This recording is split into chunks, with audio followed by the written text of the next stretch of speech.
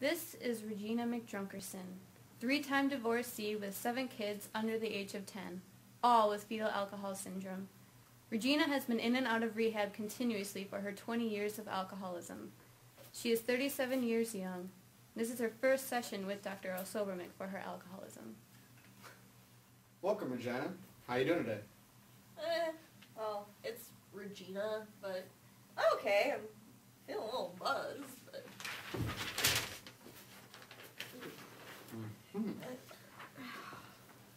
So how long have you had this drinking problem? Drinking problem. I guess since my college days, it really started to become a problem after my first divorce, but now I just can't go a single day without getting drunk. So, what are the negative implications of this behavior? Well, my work is suffering. I can't seem to show up to Walmart on time for work because I'm always hungover, and well, I can't seem to get control of my 7 kids. So would you say that your alcohol use is causing these unwanted behaviors? Well, yeah, sure. So what are some goals you'd like to achieve to change these behaviors? I'd kind of like to stop drinking altogether, but I just don't think I can. So what else? What other things? I guess I'd like to get more involved with my kids, but yeah. So let's focus on that for a while. What behaviors can you do to achieve this goal? I guess I can try to walk them to the bus in the morning instead of nursing a hangover. Okay. Well, as a goal for next week, how about you walk your kids to the bus stop every day? Also, I'd like you to continue your journaling like we talked about and write about your experiences this week. Okay, I will. So then next session we can evaluate and assess how this has worked. Is there anything else you want to talk about? No, thanks, Dr. Sobermick. Want some? No thanks. I'll see you later. Peace, home slice. This is Virginia Jackson. She's 20 years old and currently attending college in a state university. She's experiencing depression after her tool of a boyfriend, like seriously, he wears his hat sideways and listens to OAR and DMB. He watches Real World Road Rules, Challenge, and shops at Hollister. Broke up with her. Hey Virginia, how are you feeling? I'm terrible. I keep thinking about him, and I just feel so lost without him and without being with him. And then I feel worthless for thinking this way. But I just can't live without him. I need him in my life. And I've tried talking to him, I've tried calling him, texting him, but he never answers anything. He doesn't even want to talk to me. And then I just found out that he has a new girlfriend, so he's clearly moved on. So what kinds of behaviors are associated with when you feel this way? Well, sometimes I just feel so helpless, and I get so depressed that I just need to find a way to cope with all this pain and all this anger and depression. So sometimes to deal with this, I feel as though cutting myself releases the pain inside. Then when I actually do cut myself, and after the euphoric feeling is gone, I get so ashamed that I did this to my body, and I get depressed all over again. I mean, what guy would want to date a cutter? Do you ever have any serious thoughts about suicide? Sometimes. I mean, I think about it. Everybody thinks about it. But I think that if I would actually try to kill myself, I would fail at that too. Do you have a plan for how you kill yourself? I don't know. Not like a real plan or specific plan. I just like to think about how much more nicer it would be not to be here and not to have to deal with this pain anymore. Have you ever kept a journal of your thoughts and the emotions that you feel when you have these suicidal thoughts? I used to write one when I was younger. I guess I could start doing that again if you think it would help. I think that keeping a journal will be very helpful. I also think we should think about setting some goals for you to try to accomplish for next week. During the next week, when you have thoughts about cutting or suicide, you should call a friend. Talk to them, tell them about how you're feeling.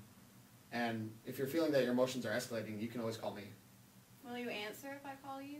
I'll always answer. I always have my phone on me. Oh, then maybe I'll do that. Do you know what a suicide contract is? No. Well, what I want you to do is promise me that if you're going to kill yourself or if you're thinking about it, you call me before you do anything. Does that sound okay? As long as you're sure that you'll answer the phone. Of course. Okay. Also, this week let's try to meet a new person. I think if you get out and meeting a new person would help. So why don't you try to talk to somebody in one of your classes this week? I guess I can do that. Okay, and then next week we can talk about how the journaling is going and how meeting new people is going, all right? Okay, that sounds good. All right, I'll see you next week. Thank you, Dr. O'Sullivan. This is Gina Von Fierson. She's a 21-year-old college student who suffers from telephobia. This is an acute fear of telephones. She's currently undergoing systematic desensitization. She enjoys long walks on the beach and movies. She is a single white female seeking her soulmate. But don't call her.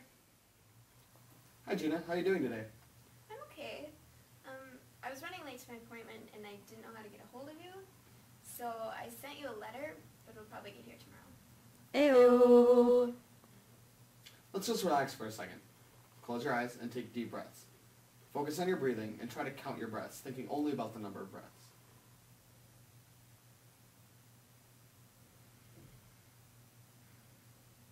So now that you're relaxed, what is it you want to get out of these sessions? Well, I'd like to be able to use a phone. It's such a damn inconvenience not being able to call people. I just have to talk to the people I'm with. Okay, well, we're going to do a little something called systematic desensitization. The first step is to rank your fears in order from most distressing to least distressing. For example, on a scale of 1 to 100, how anxious would you feel if I showed you a picture of a phone? I don't know, maybe a 12? Okay. Now how about if I showed you a real phone? A 65? And then how about if you handled or used a phone? 90 or 95. I don't really like the sound of that. Okay, well let's start slowly. Here's a picture of a phone.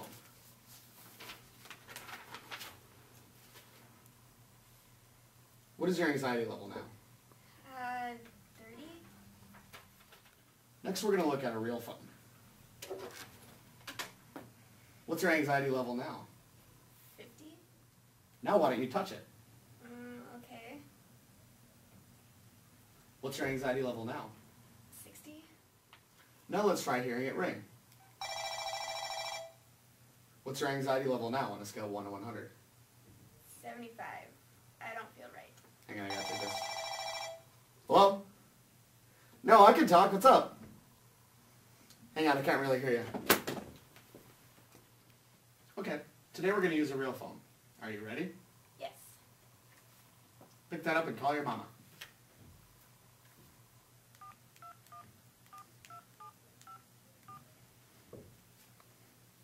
Hello? Mom? I'm using a phone. Who is this? Wait, who is this? It's your daughter. Oh my god! Gina, you're using a phone! I know. Oh, I'm so proud of you.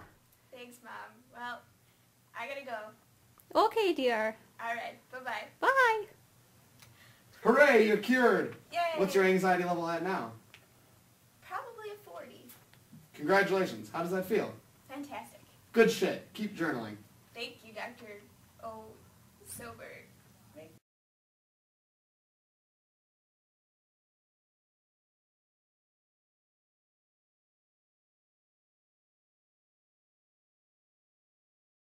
He watches Real World Road Rules Challenge, and he shops at Hollister. Broke up with her. I'm terrible. Let me start over. I'm sorry. Let's just relax for a second. Close your eyes and take deep breaths. I don't know. A little buzz.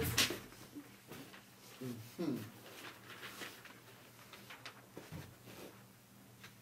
we do that again? Welcome, Regina. How are you doing today? I thought it was Regina. Fine.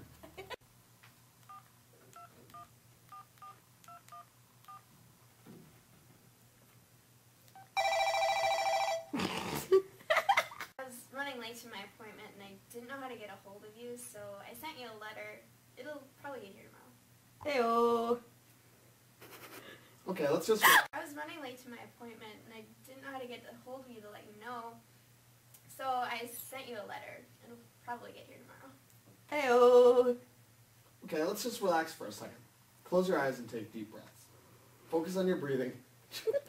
So, would you say that alcohol is causing these unwanted behaviors? No. Ruin that perfect take, huh? Keep rolling. This is the tape. Alright.